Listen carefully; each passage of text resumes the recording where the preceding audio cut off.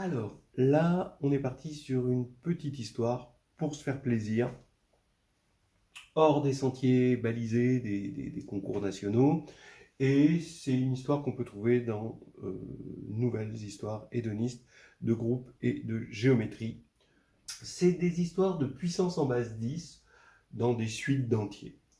On va regarder pour n allant de 0 à 16, la suite par exemple de puissance n, et on va regarder le premier chiffre dans son écriture en base 10, le premier chiffre, celui complètement à gauche. Donc 1, 2, puissance 1, ça fait 2, 2, 4, 8, bien sûr. Puis après 16, donc on va garder que 1, 32, on va garder 3, 64, 6, 1, 2, 5, 1, avec le fameux 1024. Qui était la borne, après je ne savais plus, 2048, 4096, 4, 8, 1, 3, 6. Bon, et puis on va regarder quelle est la probabilité, déjà sur les 17 premiers, parce qu'on a commencé par 0, d'avoir un 1. Et en fait, on se rend compte qu'on a 5 1. Donc 5 17e, qui fait 0,294, etc. Bon. Et probabilité d'avoir un 2, et là ça baisse, ça fait 3 2, et là la probabilité de 0,176. Et la probabilité d'avoir un 3, et bien là ça baisse encore, d'accord? Et oui, ça fait 0,117 parce qu'il y a 2 3. Bon, après, on voit que ça continue à baisser. Là, ça remonte un petit peu. Là, ça fait 0. Mais on se doute que ce sont des variations statistiques parce que les nombres sont trop petits pour être significatifs. Voilà. On va continuer avec d'autres suites. Alors, on continue avec la suite géométrique des puissances de 3. Donc 1, 3, 9. Je regarde juste le premier chiffre. 2 pour 27, 8 pour 81. 2, 7, 2, 6, 1, 5, 1, 5, 1, 4, 1, 4. Vous pouvez vérifier. Et on va regarder, on a vu qu'il y avait plus de 1. 1, 2, 3, 4, 5. Ah oui. Ensuite viennent les 2. 1, 2, 3. Et bien regardez, c'est exactement le même nombre, pas distribué au même endroit, mais le même nombre qu'on avait pour les puissances de 2. Donc cette statistique-là, celle-ci, donc cette probabilité-là, cette proba-là, et puis les 3, 1, bon, un seul, vous voyez. Et maintenant, regardons les nombres de Fibonacci. Donc 1, 2, 3, 5, 8, et après 1, d'accord, pour 13, 2 pour 21, voilà, 3 pour 34, 5 pour 55, 8, 9, 1, 3, 6, 8, 1. Vérifiez. D'accord? Et bien, combien il y a de 1? 1, 2, 3, 4, 5 sur 17. Combien il y a de 2? 1, 2, 3. Qui sont les nombres les plus significatifs. Coïncidence? Ça m'étonnerait. Merde.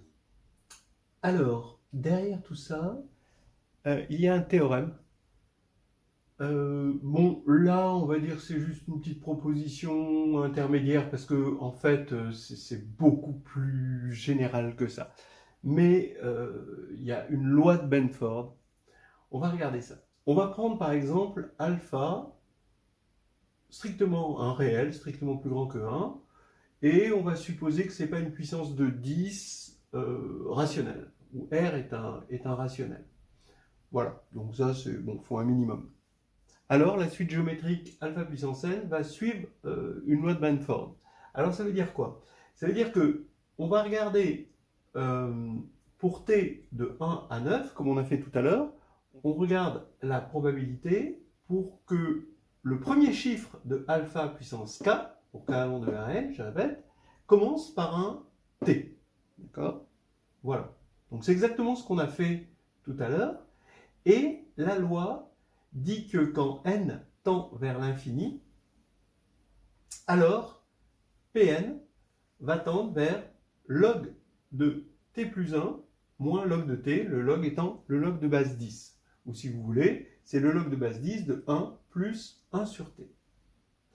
Alors, qu'est-ce que ça nous donne? On va comparer. Eh bien, pour 1, ça veut dire qu'on va effectivement avoir plus de 1, puisqu'on va avoir log de 2 moins log de 1. Alors, je vous rappelle, hein, quand je dis log, c'est log de base 10.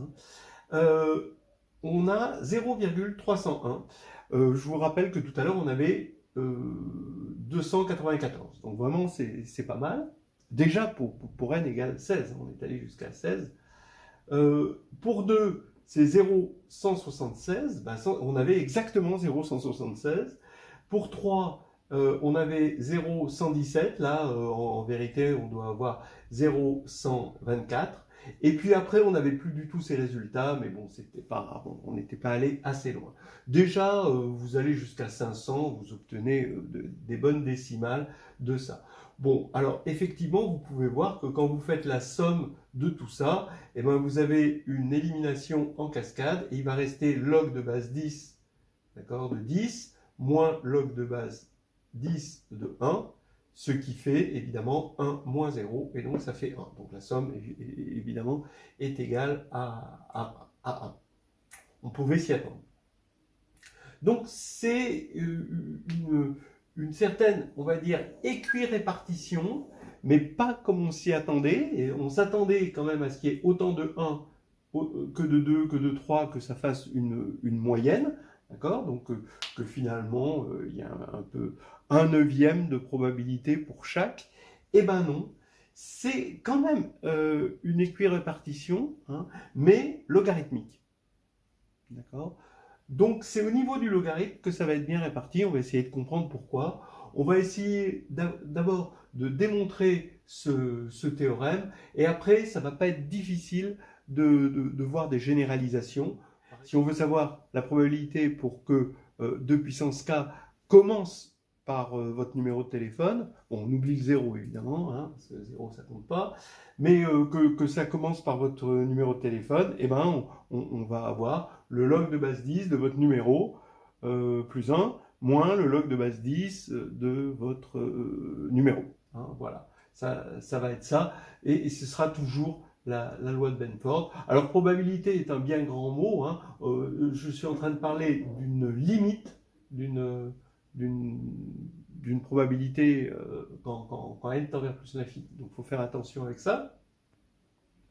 Et puis, on peut aussi regarder des suites géométriques générales. Au lieu que ce soit juste des puissances, ben, c'est des puissances multipliées par un certain bêta. Et ben, bon, on va prendre bêta strictement positif. Eh ben, en fait, ça va pas changer grand-chose. Ça va rien changer à la chose. Donc voilà, hein, c'est ça qu'on va montrer maintenant dans les vidéos qui suivent. On va généraliser tout ça parce que ce théorème, il ne demande qu'une chose, c'est à monter en puissance. Hein. Alors, on veut regarder donc la suite des premiers chiffres en base 10 de 2 puissance n, par exemple. Mais avant tout, on va regarder qu'est-ce que ça veut dire le premier chiffre d'un nombre, on va le prendre positif, petit a, un réel positif. Qu'est-ce que c'est son premier chiffre en base 10?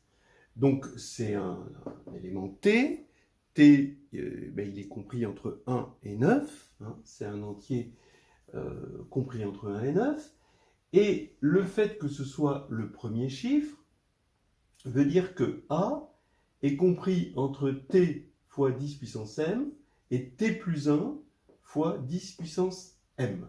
D'accord? Voilà. Et un strict ici, hein, parce que si c'était égal, ben, le premier chiffre, ce serait t plus 1. Donc, voilà une écriture. Donc, évidemment, écrit comme ça donne envie de prendre le log de base 10. Alors, je n'indiquerai plus un 10-10. Hein. Le log ici, c'est le log de base 10. Alors, je vous rappelle hein, que A est strictement positif. Donc ici, ça fait log de t plus m, inférieur à log de A, et strictement inférieur à log de t plus 1 plus m, parce que le log est croissant, et les propriétés arithmétiques du logarithme. Donc, ce qui nous ennuie, c'est ce m, et on a envie de l'éliminer. Parce que, bon, finalement, ce M, c'est un petit peu le boulet hein, dans cette histoire. Donc, comme il est entier, évidemment, il est entier positif, bon, il est entier, bah, ça donne envie de travailler sur R quotienté par Z. Comme ça, on se débarrasse du boulet M, hein, puisqu'il est entier. Et on va garder, par contre, le log de T, le log de T plus 1. Ça veut dire quoi, R sur Z? Alors, R sur Z, je vais faire une petite astuce pour les gens qui n'aiment pas travailler dans des ensembles quotients. Je vais regarder, finalement, l'image de R par l'application qui à x donne exponentielle de 2i pi x sur C. Ben oui, effectivement, hein, si on doit bien regarder, l'image, ça va être R sur Z, puisque le noyau, donc ça c'est un morphisme de R dans le cercle, S1 de C, et le noyau c'est évidemment Z, hein, le sous-groupe de R hein, pour l'addition, qui est égal à Z. Voilà. Donc, comme ça, par l'isomorphisme canonique, finalement, je travaille sur un quotient tout en travaillant, en fait, sur un objet qui est plus familier pour les gens qui n'aiment pas travailler sur les quotients. Voilà. Donc, vous voyez bien qu'en passant par ça, bah, les M vont s'éliminer. Ils vont correspondre à l'exponentielle de 2i pi m, donc ça va s'éliminer. Et il va y avoir une croissance, bon, bah dans le sens qu'on va dans ce sens-là, d'accord, une croissance pour un ordre qui va dans ce sens-là. Et ce qui va vouloir dire que ce qu'on veut, donc là j'ai dessiné un cercle avec, voilà, donc ici, bah, vous reconnaissez 1, qui est aussi égal à exponentielle de 2i pi 0, mais 0 c'est log de 1, d'accord? Et là je vais mettre exponentielle de 2i pi log de 2. Alors on a vu que c'était log de 2, c'était 0,3. Ça veut dire qu'on prend déjà, on mange déjà à peu près un tiers du cercle. Hein. Voilà. Hein. Donc je vous rappelle que quand on aura fait exponentielle de 2i pi, c'est fois 1, c'est-à-dire log de 10, d'accord, on aura fait tout le tour. Donc le fait que log de 2 soit égal à 0,3 fait que, hein, justement, là, on est à peu près au tiers. Mais après, comme c'est logarithmique, ben, ça va être de plus en plus petit. Voilà exponentielle de 2i pi log de 3, de 2i pi log de 4, etc., jusqu'à 2i pi log de 9. D'accord? Voilà. Ce qu'on veut ici, c'est que notre log de A se situe hein, à un endroit. Par exemple, si T c'est 4, d'accord? Eh bien, on veut que ça se situe ici. Bien sûr, on sent que la probabilité hein, que A se situe ici est liée à la mesure de cet arc de cercle. Hein, bien sûr. On voit tout de suite cette loi de Bamford où, a priori, on a plus de chances de se retrouver ici, puis ici, et proportionnellement à la mesure de cet arc de cercle, d'accord? C'est-à-dire proportionnellement à log de t plus 1 moins log de t. Alors, maintenant, on va revenir sur le problème, mais au lieu de parler d'une suite 2 puissance n, alors ce qui est intéressant, c'est que dans la suite 2 puissance n, quand on va prendre le logarithme, ça va faire n log de 2, et n log de 2, bah, c'est une suite arithmétique de raison log de 2. D'accord ? Donc en fait, il faut voir ça. Alors on verra tout à l'heure que ça revient à faire du billard à l'intérieur de ce cercle. D'accord ? Donc on va avoir log de 2. Alors ensuite, ben, log de 4 qui va nous amener là, puis log de... On ajoute encore log de 2, hein, donc ça va faire log de 8. Et puis ensuite, ben, log de 16, où c'est que ça va se retrouver. Donc ici, on va avoir, c'est comme si vous jouiez au billard, hein, et puis où on va regarder dans quelle partie ça a le plus de chances de tomber dans cette partition du cercle. Voilà, alors ça, c'était pour 2 puissance n. Maintenant, on va essayer d'élargir au maximum le champ du problème. Des fois, les problèmes sont plus faciles à résoudre si on les regarde avec un peu de distance. Donc, on a une suite AN de R plus étoile. Là, par exemple, pour 2 puissance n, vous pensez à AN égale n log de 2, où le log est de base 2, donc cette suite arithmétique de raison 2. Vous prenez donc cette suite attention, bien R plus étoile, là on commence à n à partir de 1, pour que ce soit bien. Et puis, on va prendre A, un arc de cercle, alors, quelconque. Bon, là ici, bien sûr, on pense à ces arcs de cercle-là, mais on peut prendre un arc de cercle quelconque, et on se demande si, alors, là je prends la fonction caractéristique de A, c'est-à-dire une fonction qui vaut 1 si on est dans A et qui vaut 0 sinon. Donc, on va regarder si l'exponentielle de 2i ak, d'accord, ici, tombe dans A ou pas. On regarde le nombre de fois que ça va tomber dans A pour les termes de la suite allant de 1 à n. Donc, on regarde 1a de exponentielle de 2i ak. Voilà. Et on regarde la moyenne de tout ça. Donc, c'est ce qu'on a fait. C'est exactement, finalement, ce qu'on a fait tout à l'heure. Et on veut que cette moyenne, quand n tend vers plus l'infini, ça tende vers 1 sur 2π, la mesure de a. D'accord ? Si a, c'est un arc de cercle, comme ça. Bon, évidemment, on divise par 2π pour normaliser, parce que la mesure du cercle entier, c'est 2π, et on veut évidemment que ce soit 1, parce qu'on a toutes les chances de tomber sur le cercle. Bon. Voilà.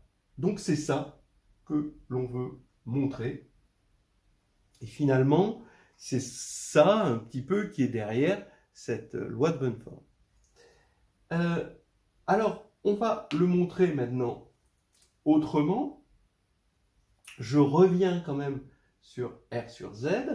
Est-ce qu'on a, pour toute fonction f, z périodique, de période z, d'accord, continue par morceaux, le fait que, quand on regarde 1 sur n, somme de k égale 1 à n, f de ak, alors ak c'est notre suite, d'accord, an c'est notre suite, est-ce que ça tend vers l'intégrale de 0,1 de f de t dt?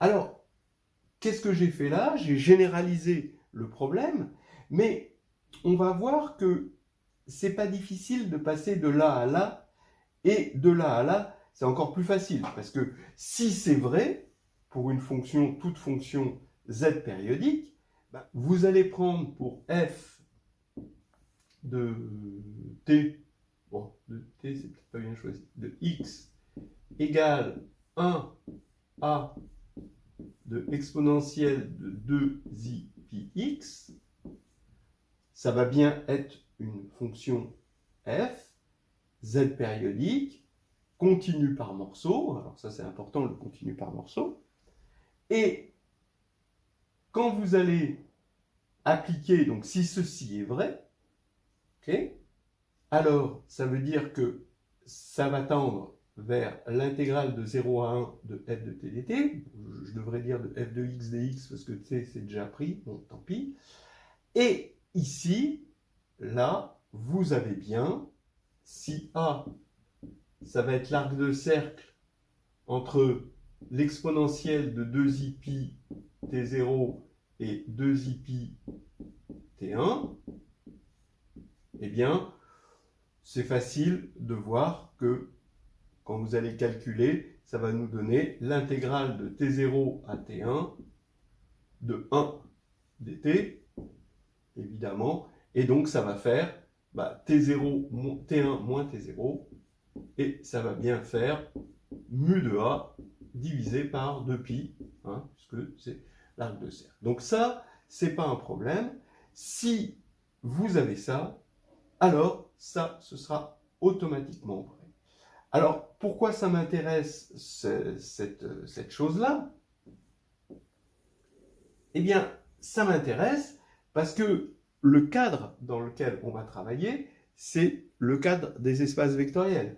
Puisque ici, vous voyez bien que c'est linéaire, là c'est linéaire, donc on va travailler sur un espace vectoriel, donc on va fixer en fait une suite, donc on va travailler sur les fonctions, sur l'espace vectoriel des fonctions z périodiques, continues par morceaux sur R. Voilà. Et on va fixer une suite et on va regarder si ça marche. Quand on a une suite qui vérifie ceci pour tout f comme cela, eh bien, on dira que la suite est bien équirépartie, ou elle est équirépartie, disons.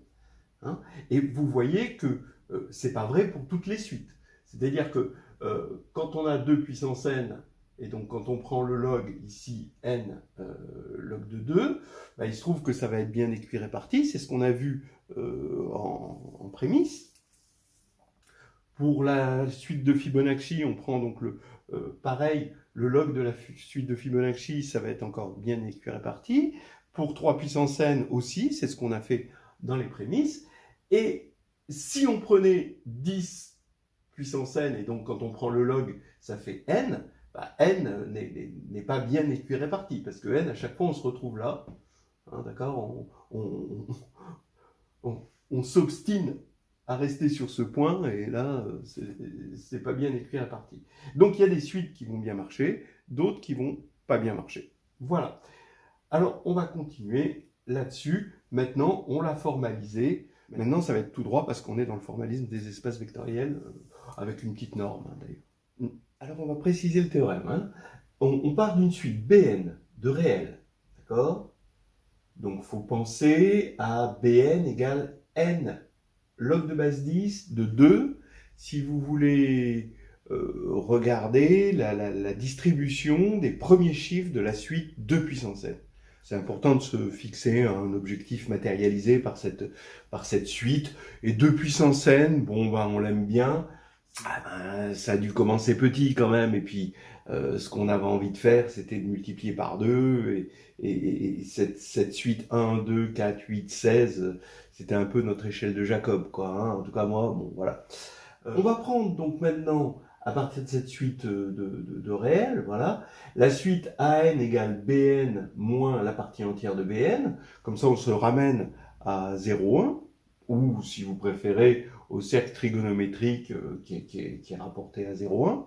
Et là maintenant, qu'est-ce qu'on fait? Donc on va poser E, l'espace vectoriel des fonctions réelles, donc des fonctions de R vers R, hein, un périodique, voilà, donc tel que f de x plus 1 égale f de x, et continue par morceau. Voilà.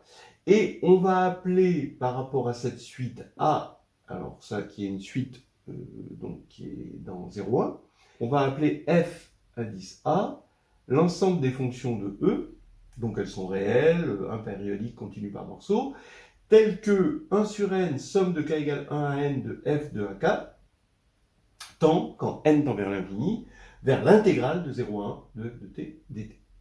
Voilà.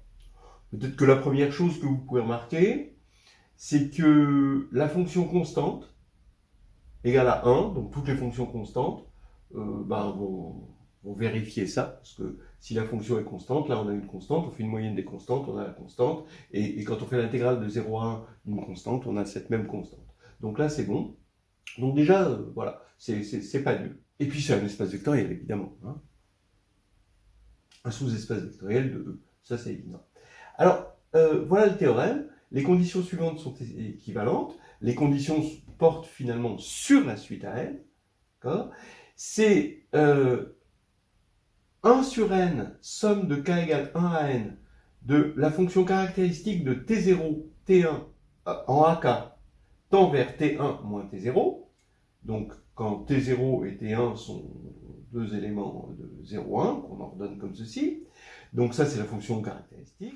Ce qui veut dire que la fonction caractéristique de t0, t1 prolongée pour que ce soit dans E, hein, par périodicité, d'accord, va être dans FA, quel que soit l'intervalle T0, T1, hein, de 0. C'est équivalent à dire que FA est égal à E.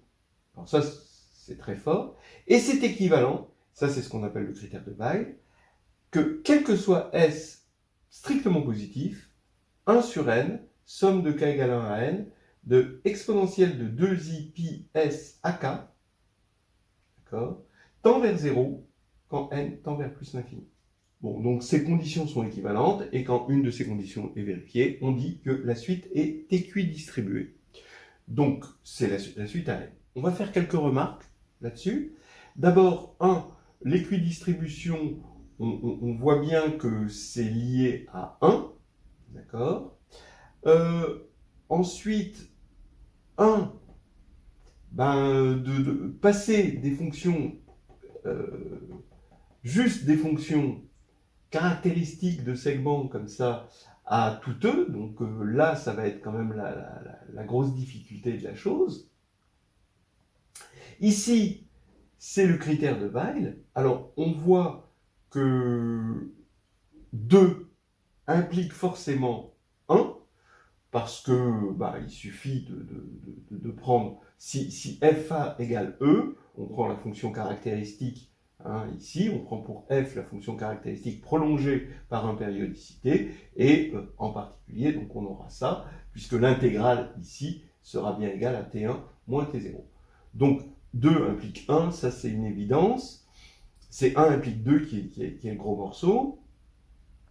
2 implique 3, alors c'est aussi une évidence. 2 implique 3, c'est aussi assez évident. Il suffit de prendre comme fonction cosinus et sinus de 2pi kx, qui sont impériodiques, et donc elles sont dans E, donc continu, évidemment, donc continu par morceau particulier, elles sont dans E, donc elles sont dans FA, et donc elles vont vérifier ça, et donc en faisant cosinus plus i sinus, on obtient la même chose pour l'exponentielle.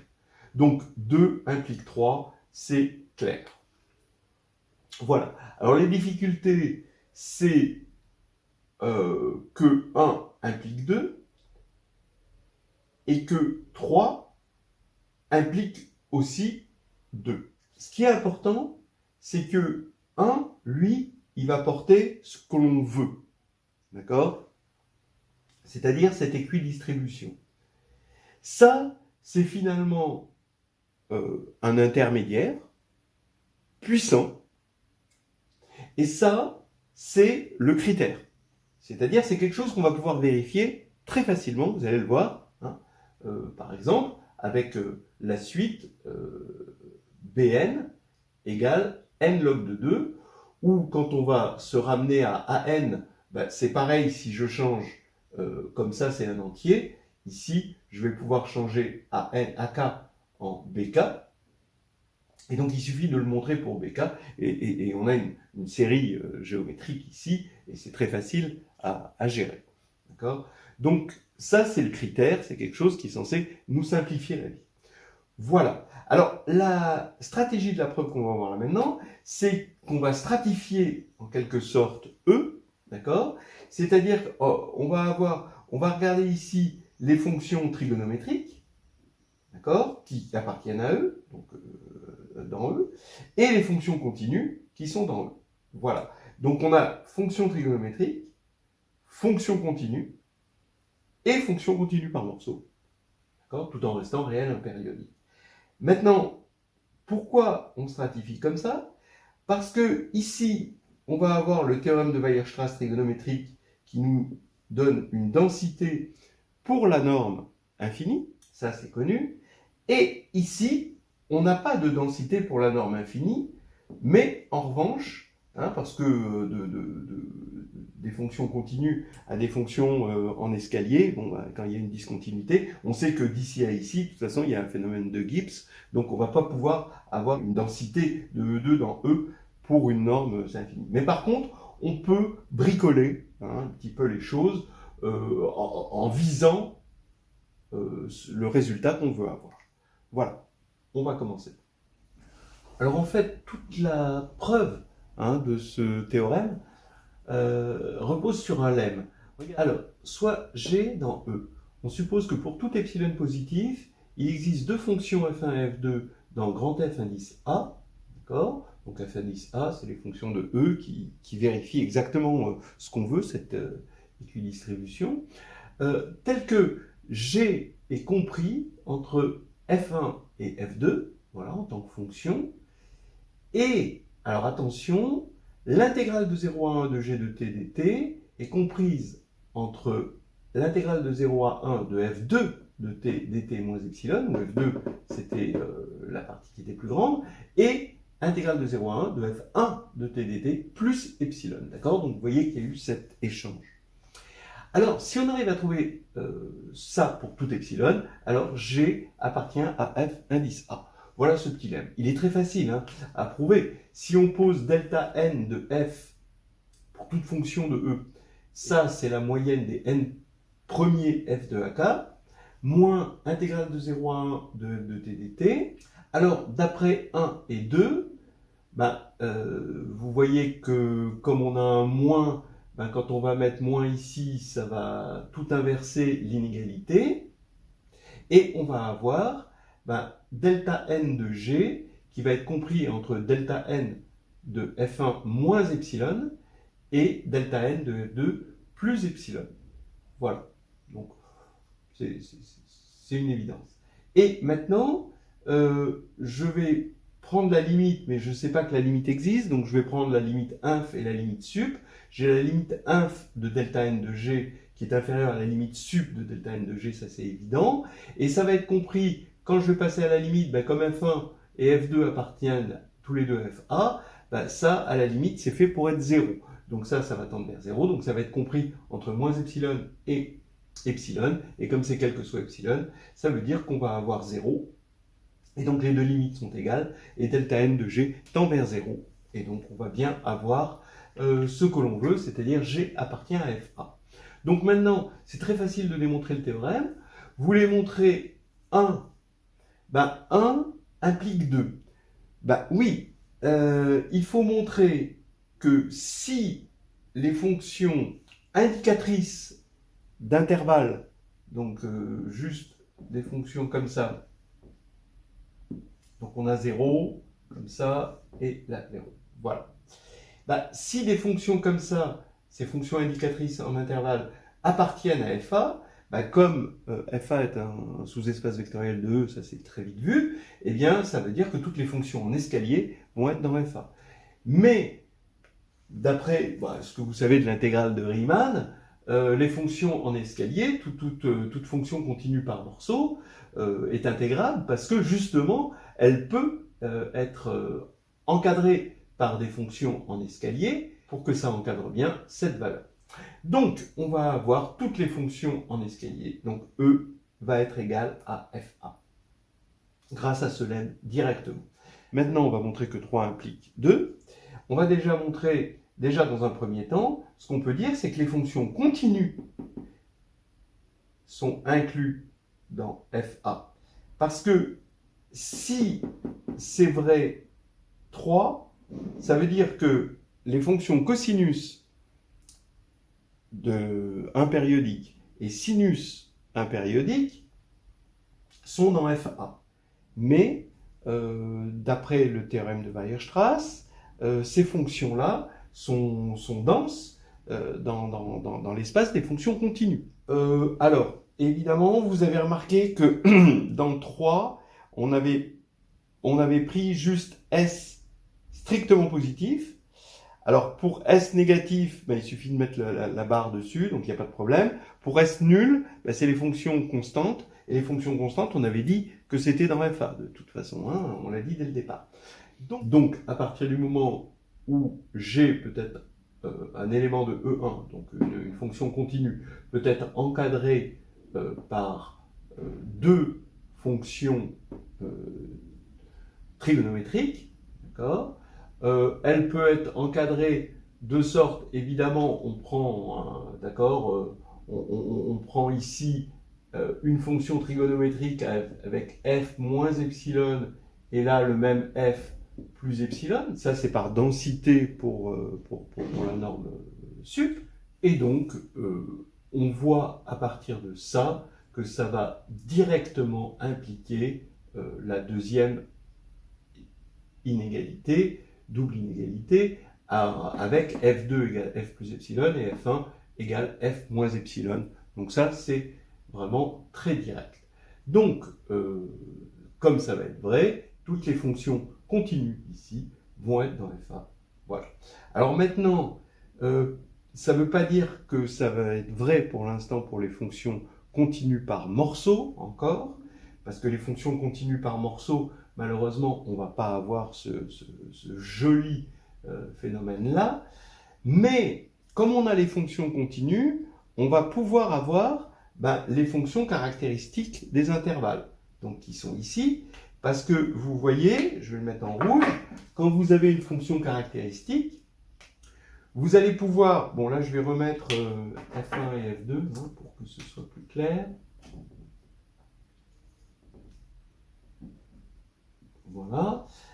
Vous allez pouvoir remettre ici, donc ici vous prenez une fonction caractéristique sur un intervalle, d'accord, et vous allez l'encadrer par deux fonctions continues avec cette condition-là 2. Donc comment vous faites? Vous avez votre fonction caractéristique sur un intervalle, le f1, faut qu'il soit plus petit, d'accord? Donc plus petit, ça veut dire que ici, vous allez être en dessous.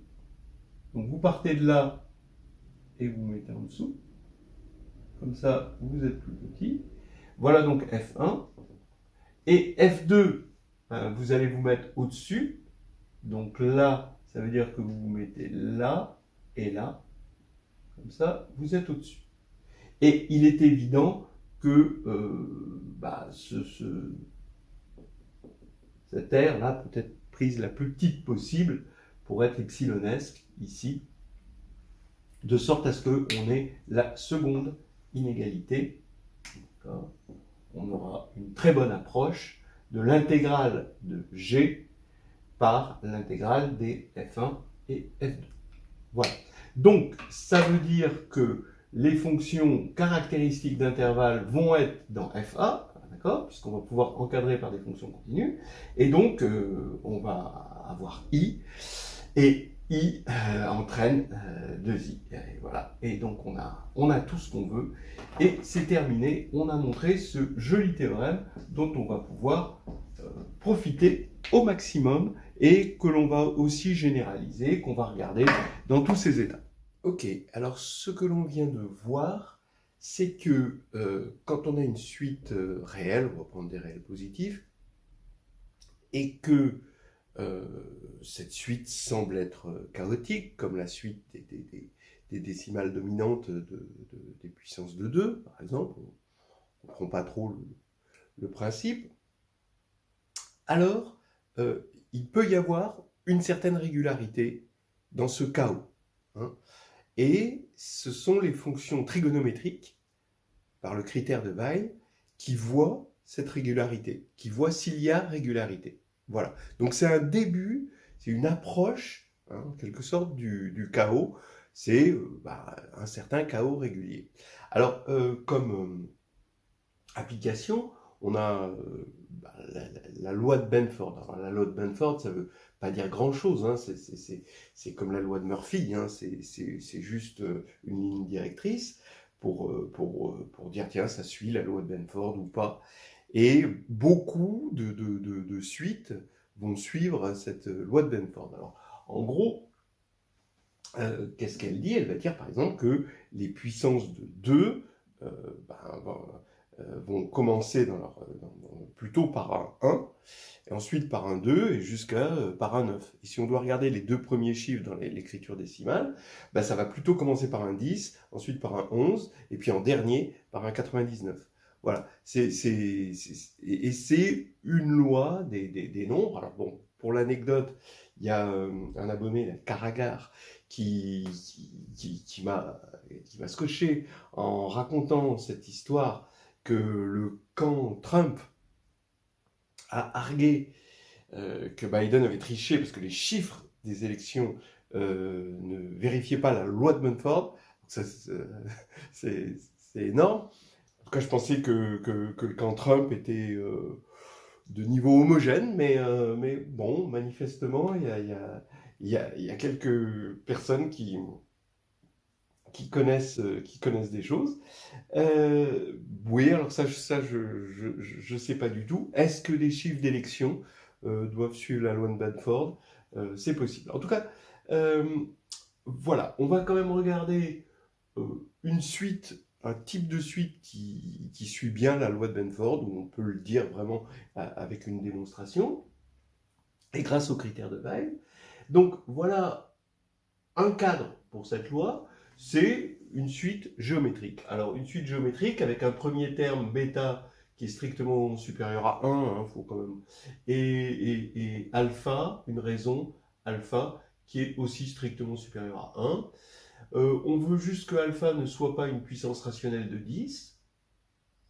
Donc vous voyez que, bon, bah, j'arrête de regarder des puissances d'entier. Hein.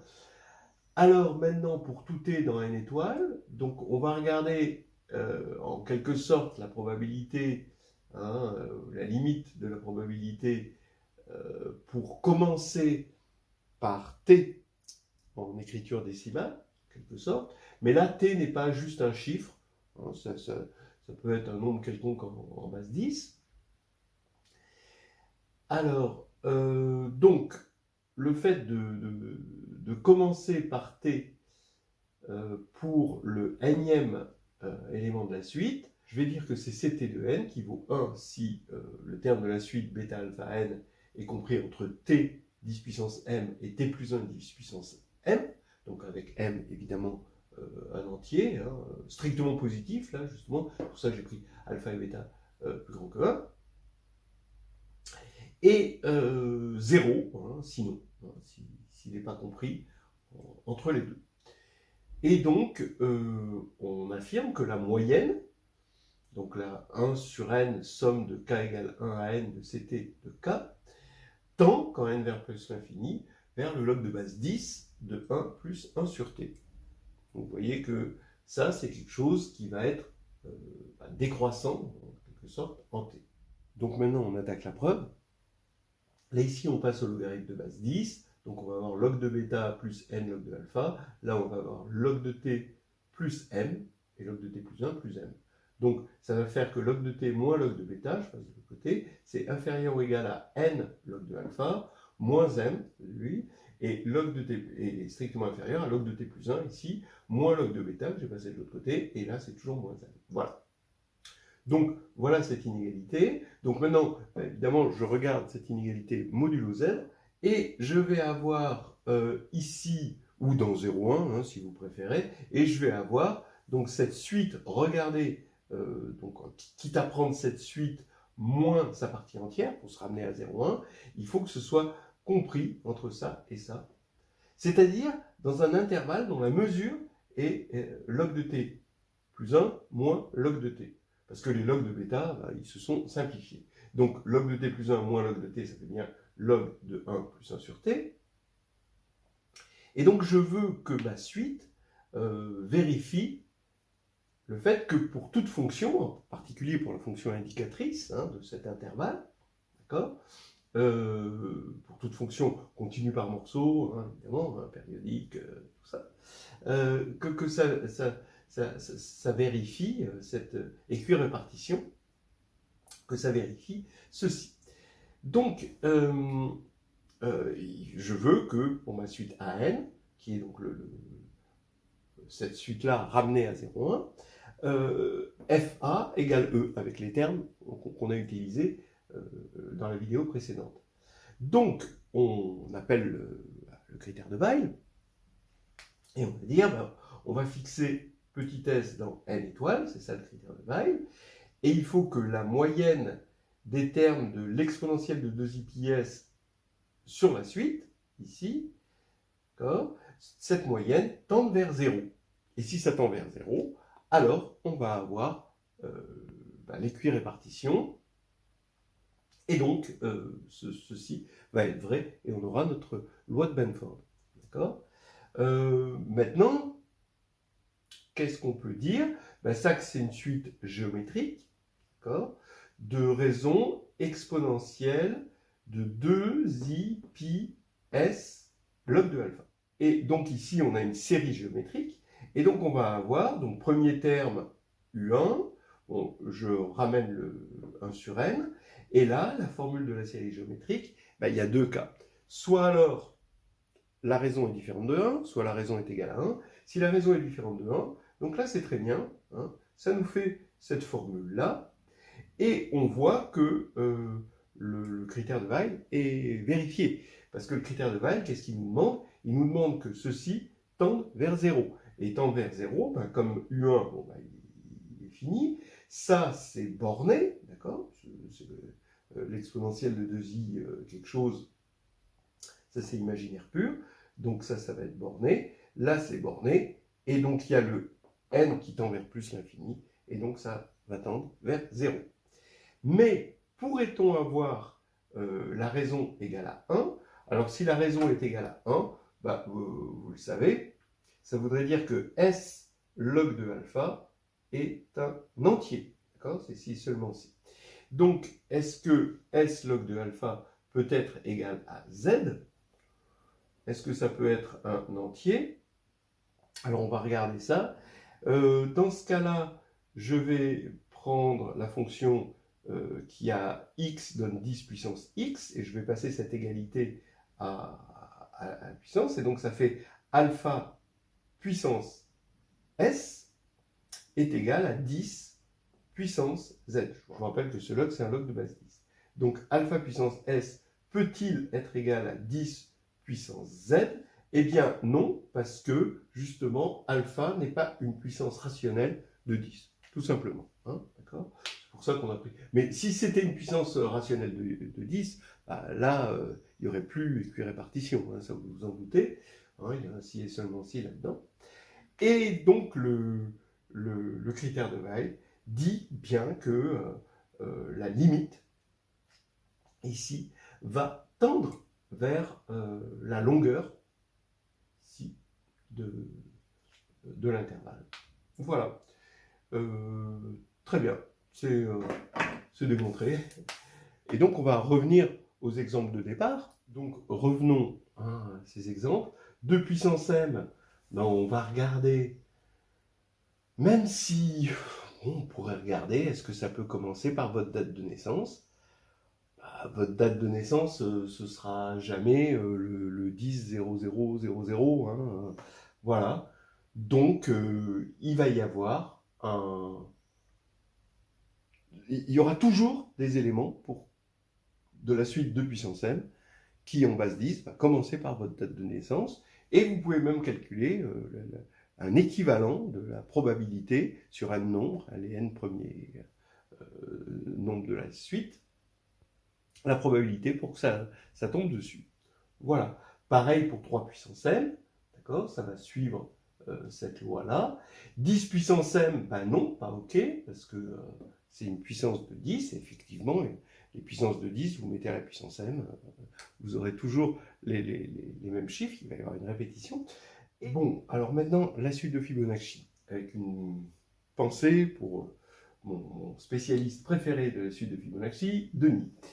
Alors, regardez, la formule, hein, elle est connue, c'est 1 sur racine de 5, phi m moins phi prime m, où phi et phi prime, ce sont les deux racines de x2 moins x moins 1.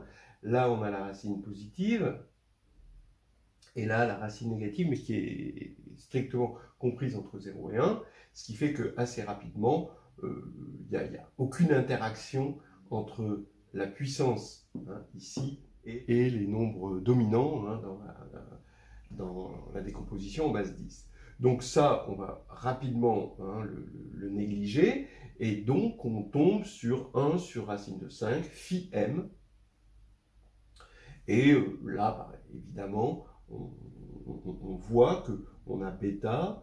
Bon, alors bêta, oui, il n'est pas strictement supérieur à 1, là ici, mais il suffit de prendre une certaine puissance, de faire commencer la suite à partir d'un certain rang, pour que phi k sur racine de 5 soit supérieur à 1.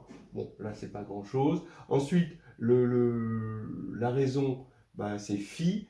Est-ce que phi, tiens, c'est intéressant, ça peut être un petit exercice de licence, ou plus. Est-ce que phi est une puissance rationnelle de 10? Donc ça veut dire que phi est racine de x puissance q moins 10 puissance p. D'accord? Si phi est égal à 10 puissance p sur q. Bon, ça voudrait dire donc, comme phi, son polynôme minimal sur q, c'est x2 moins x moins 1, ça veut dire que c'est polynôme minimal. Ben oui, comme c'est le polynôme minimal, il divise ça. Donc ça veut dire qu'il le divise sur q, mais comme ils sont unitaires, un coefficient dans z, il le divise sur z, avec le contenu, ça se fait très très facilement. Et donc on n'aurait que ça divise ça. Bon, on regarde ça modulo 2, hein, on réduit ça modulo 2. Donc modulo 2, ça fait que x2 plus x plus 1 divise xq, puisque le 10 il disparaît. Et là, ça fait une absurdité. Bon, peut-être qu'on peut s'en sortir autrement, mais en tout cas, voilà une façon de le dire très facilement. Bon, donc, ça veut dire que la suite de Fibonacci va suivre la loi de Benford, et vous allez, à vous, à chercher votre date de naissance au début, à quel moment, quel est le petit m minimal, donc vous êtes sûr qu'il existe, tel que FM commence par votre date de naissance, votre numéro de téléphone. Là, votre numéro de téléphone, ça va être plus difficile à calculer. Il faut vraiment des astuces de calcul, je pense, en informatique, dont je suis totalement ignorant.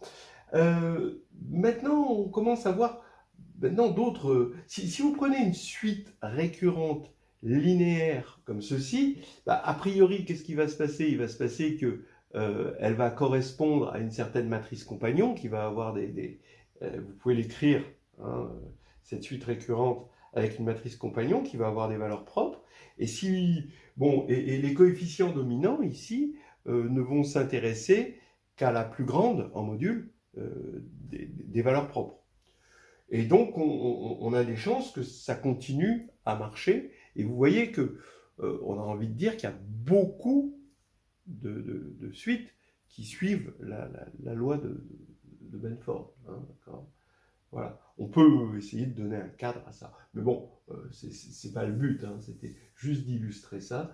Et maintenant, on va passer à des choses. On va travailler sur un cercle, et puis après sur un peu plus, pour résoudre des problèmes un petit peu plus profonds, au moins pour creuser un petit peu, pour vous dire, regardez, on peut aller par là. Voilà.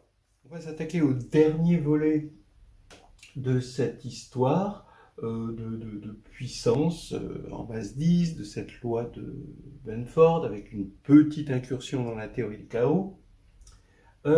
Regardez donc ce qu'on a fait. Hein. On peut voir ce problème, par exemple, de regarder les puissances de 2 et regarder le chiffre dominant en base 10 d'une puissance de 2, eh bien, on peut le voir sur un cercle et avec une suite, comme ceci, vous voyez la dynamique, hein, vous partez donc là, ici, 1, bon, là, ici, on a exponentielle 2i log de 2, c'est-à-dire que on a vu qu'on se ramenait à la suite n log de 2 dans R, et que l'on peut voir comme la suite exponentielle de 2i n log de 2 dans S1, sur le cercle. Et là, on voit bien les choses. Hein. Ici, on va avoir donc 2, tac, et après, on va avoir au carré, donc E 2i log de 4, E 2i log de 8, log de 16, log de 32, log de 64, vous voyez. Et en fait, on se rend compte que ce qu'on va obtenir, c'est évidemment, puisque, bon là, si vous prenez n dans z, vous avez un sous-groupe de R. Comme on a un morphisme, ici, on va avoir un sous-groupe de S1. Les sous-groupes de R sont soit monogènes, soit denses. Alors là, évidemment, on voit bien que log de 2 n'étant pas commensurable avec pi, bah, ça ne se rebouclera jamais, ça ne pourra pas être monogène, et donc ça va être dense. Et on va avoir des tranches ici, d'accord? Log de 2, ça fait à peu près 0,3, donc là à peu près on est un petit peu moins du tiers, d'accord? Ici, on est un petit peu moins des 2 tiers, évidemment, etc., etc.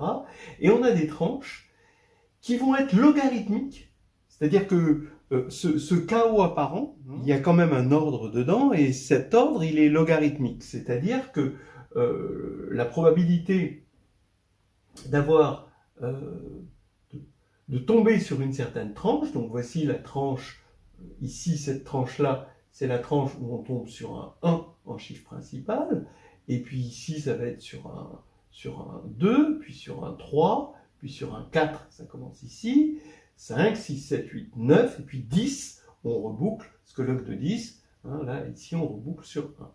Alors la probabilité est équivalente à quelque chose qui est proportionnel à la mesure de l'arc dans lequel on veut tomber, qui est logarithmique. Voilà, donc ça c'est ce qu'on a vu. Maintenant ce que je voudrais faire comme remarque, c'est que dans un cercle, cela correspond à des rebondissements dans un billard circulaire. D'accord? Donc effectivement, regardez ce qui se passe. Vous avez un billard circulaire, vous êtes là, vous lancez une boule avec votre queue de billard, elle va faire ici, par rapport au centre, un angle θ là, d'accord? Eh bien, qu'est-ce qui va se passer? Étant donné qu'elle rebondit ici, les lois du rebondissement vont faire que ici, on va avoir le même angle. Voilà, tac, tac. Mais si on a le même angle, et étant donné qu'on est au centre du cercle, on a les deux mêmes distances, et vous allez avoir ces deux triangles qui vont qui vont être non seulement semblables, parce qu'ils ont deux côtés communs, d'accord, deux longueurs communes et un angle commun. Donc ce sont des triangles semblables, mais en même temps ce sont les mêmes triangles, c'est plus que semblable, c'est carrément une isométrie, ils sont isométriques.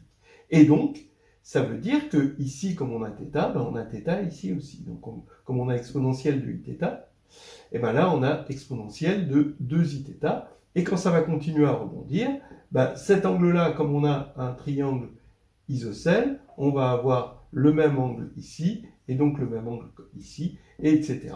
Ça va continuer à rebondir. Et finalement, ce sous-groupe de S1, pour la multiplication, hein, si on est plongé dans le corps des complexes, hein, et ce sous-groupe de S1 va correspondre à des rebondissements dans un billard circulaire. Alors ça, c'est amusant. C'est une équivalence. Hein. Si je prends le sous-groupe, alors ça correspond à un rebondissement, hein, évidemment. Alors, maintenant, ça donne envie d'aller un petit peu plus loin, au lieu de regarder un cercle, de regarder un tore. C'est-à-dire, on peut passer à du multidimensionnel. C'est-à-dire, pour l'instant, S1 croît S1 au lieu de S1. Et qu'est-ce qu'on fait? Donc, pour l'instant, on se limite à un tore de dimension 2. Ici, on va avoir, voilà notre tore. Donc, vous voyez bien que notre tore, c'est un carré. On a collé ceci et cela, puis on colle ceci et cela, puis ça fait un tore. Donc, on a une espèce de beignet. Et ici, on va regarder un rebondissement à l'intérieur du tore, comme ça, une balle qui rebondit. Donc on peut imaginer un grand cyclotron avec des particules. Alors, évidemment, il faut que la gravité ne compte pas là-dedans, mais c'est des rebondissements. Et de la même manière que S1, donc que ces rebondissements correspondaient à une suite arithmétique dans R, et ces rebondissements vont correspondre à une suite arithmétique dans R croix R, c'est-à-dire qu'il faut imaginer qu'on a déplié, quelque sorte, ce tore en plusieurs carrés qui forment un réseau, et qu'on est en train de regarder les rebondissements dans le tore comme un vecteur ici, et ce vecteur multiplié par petit n pour n dans grand N, ou dans grand Z, hein, si vous voulez voir un groupe. Alors, qu'est-ce que ça va donner? Eh bien, n alpha bêta, on va avoir n alpha, n bêta, qu'on va voir dans R sur Z, croix R sur Z. Voilà. Évidemment, on va avoir aussi des conditions sur alpha et bêta pour que ceci soit dense, qu'au bout d'un moment, quand on fait tendre n vers l'infini, on ait quelque chose de dense, ça recouvre pas évidemment tout le tore, mais ça recouvre une partie qui est dense dans le tore, exactement ce qui se passe ici. Si on devait continuer, à partir du moment où on a log de 2 qui est non commensurable avec pi, et ben ça recouvre une partie dense. Voilà. Donc maintenant, comment raccorder le tore et la dynamique à l'intérieur du tore à un problème d'arithmétique élémentaire avec des puissances en base 10, ben c'est ce qu'on va voir là maintenant assez rapidement. Alors, on prend donc t un chiffre de 1 à 9 et on veut regarder la probabilité entre guillemets pour que 2 puissance n et 3 puissance n simultanément commencent en base 10 par le chiffre t. Bon, donc je devrais mettre probabilité entre guillemets ici. D'accord? On va refaire la même chose, mais avec 2 puissance n et 3 puissance n. Donc, 2 puissance n va être compris entre t 10 puissance m, m dont on se fiche finalement, hein, puisqu'on ne regarde que le premier chiffre, et t plus 1, 10 puissance m. Et là, 3 puissance n, le même t ici, mais 10 puissance m prime, et t plus 1, 10 puissance m prime. Donc, vous avez compris, comme on se fiche de m, on va prendre le log de base 10, et on va regarder ça modulo z. Donc, ça va nous donner que n log de 2 et n log de 3 vont être dans la tranche, tous les deux, log de t plus 1, ce que j'exprime par n, un vecteur, log de 2, log de 3, appartient à log de t plus 1, mais vu dans le tore, c'est-à-dire R sur Z, puisqu'on a tué M et M', croix Z, R sur Z. Voilà. Donc il faut un critère de Weil multidimensionnel. Bon. Ici, c'est-à-dire, vous voyez, hein, on va avoir donc cette balle qui va rebondir dans un tore. Il faut que la probabilité qu'elle rebondisse dans une surface donnée soit proportionnelle à cette surface. Donc, pareil, on prend l'équivalent des fonctions continues par morceaux sur 0,1, croix 0,1, ce serait E. On prend ici l'espace vectoriel des fonctions juste continues, et E2, les fonctions exponentielles qui sont Z croix Z périodiques.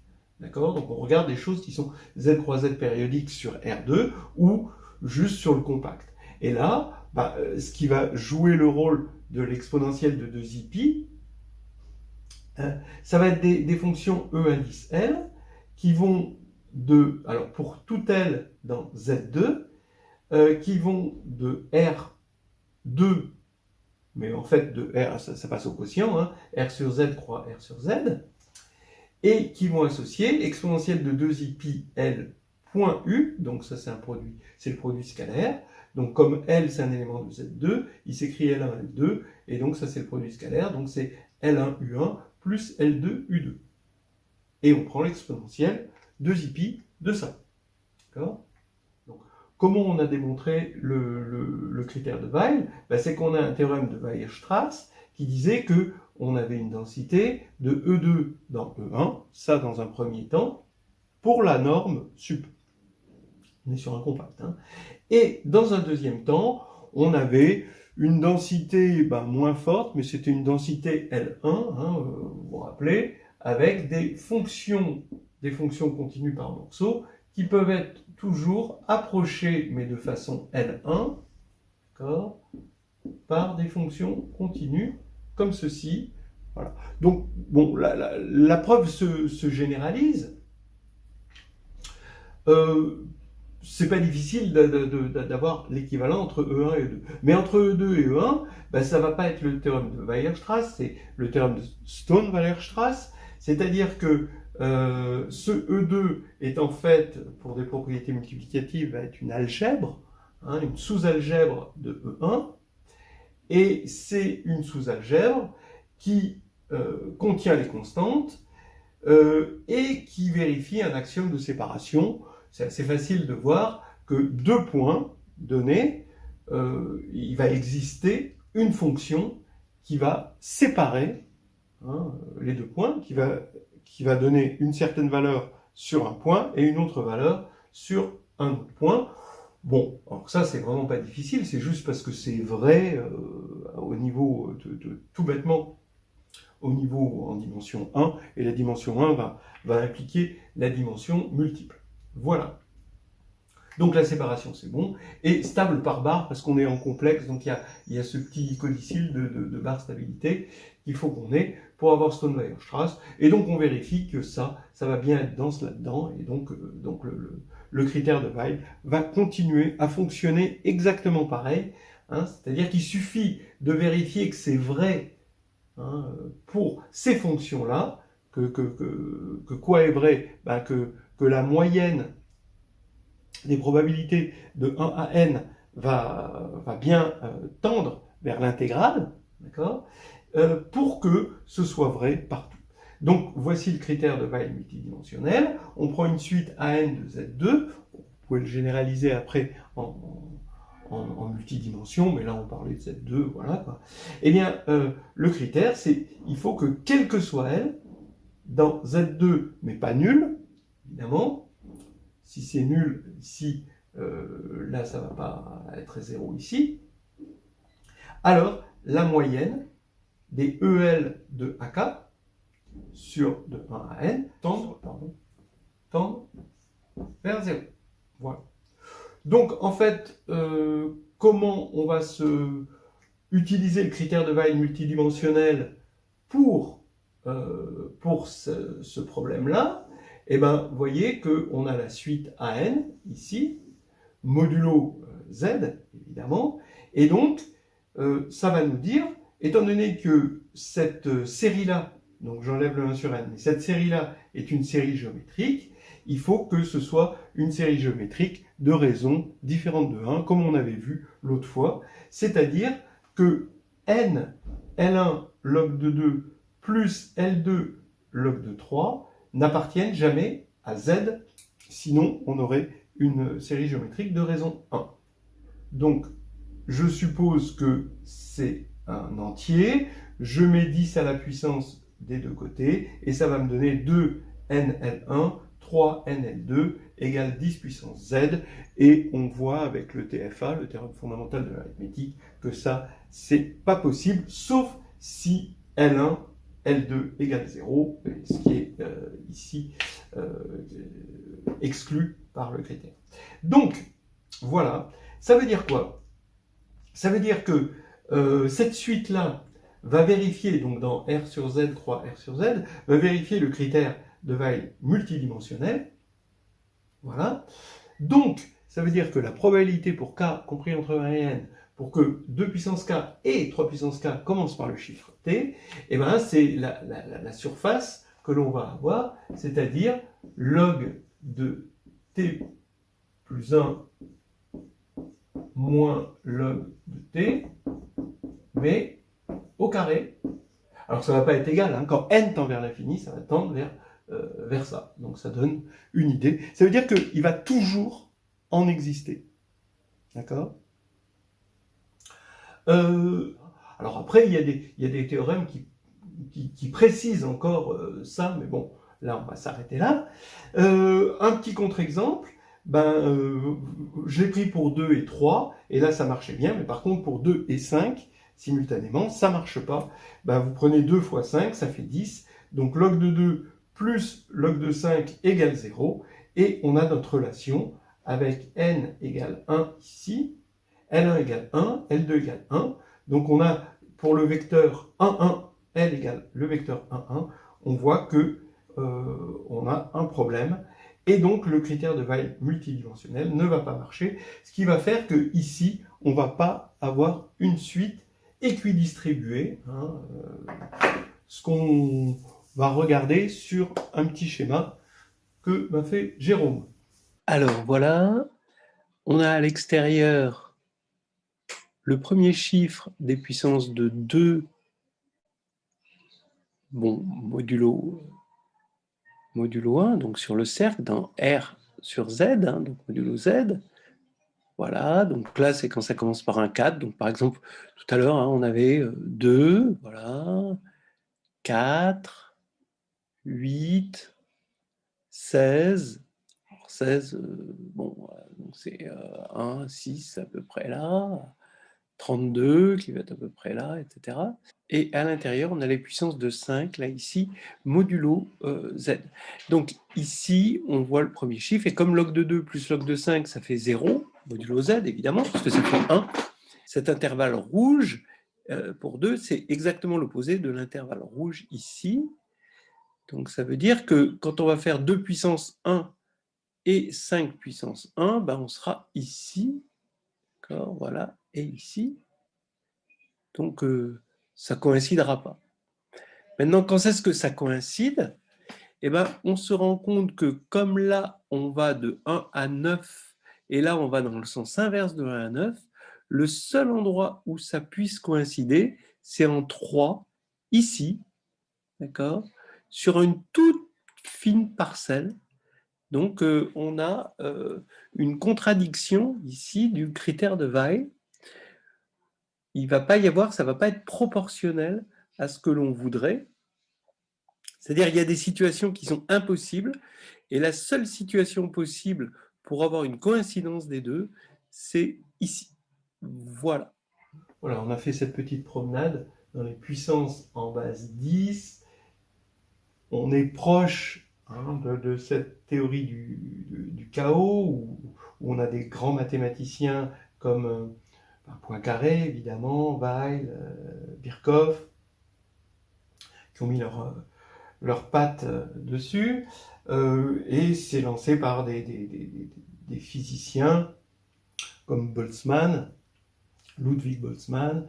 Et bon, si on doit se rappeler que Ludwig Boltzmann, qui a étudié la théorie du chaos, a mis fin à ses jours, que ensuite Paul Ehrenfest, qui a suivi cette théorie de chaos et mécanique statistique, a mis aussi fin à ses jours, et que déjà, moi, depuis que je prépare ce petit exposé, je commence à avoir des petites billes qui rebondissent dans ma tête. On va s'arrêter. It's no good. I just can't go on. I'm no good anymore. I want to end it all.